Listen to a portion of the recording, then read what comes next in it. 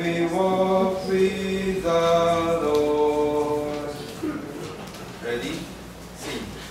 When we walk with the Lord in the light of His word, what a glory He sheds on our way.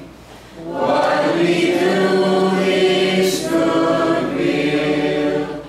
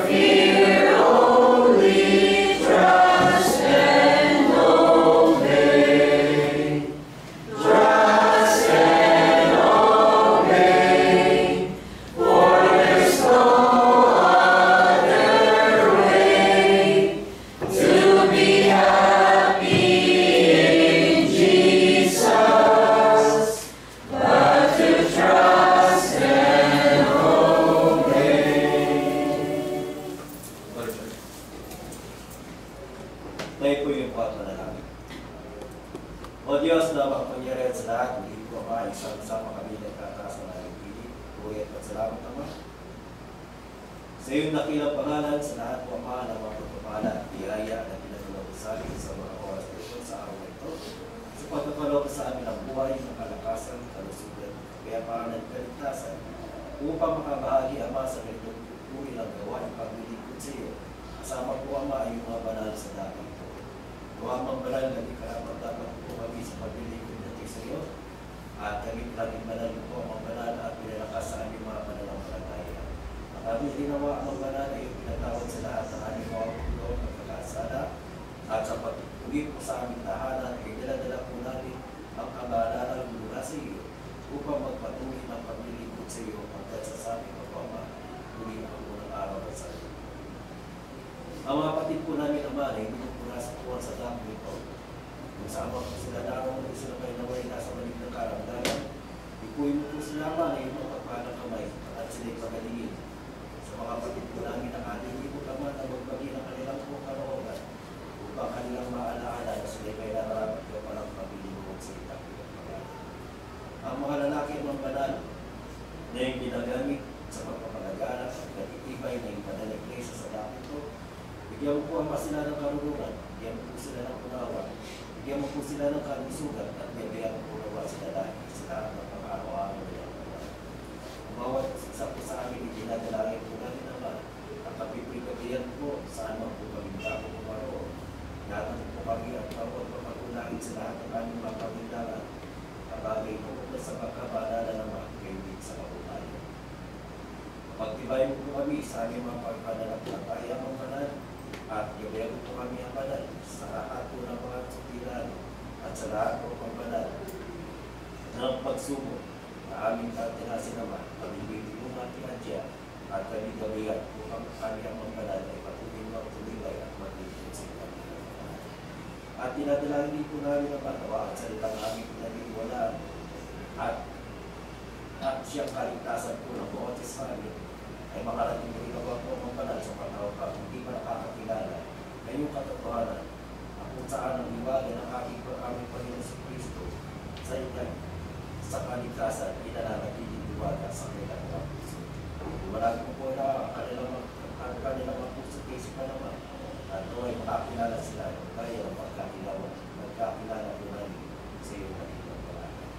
Lahat na ito mga sa puno ng mga bagay na di magkaya sa buhay. Ang aming madami, kaya aming sinasama at inilig sa matamis na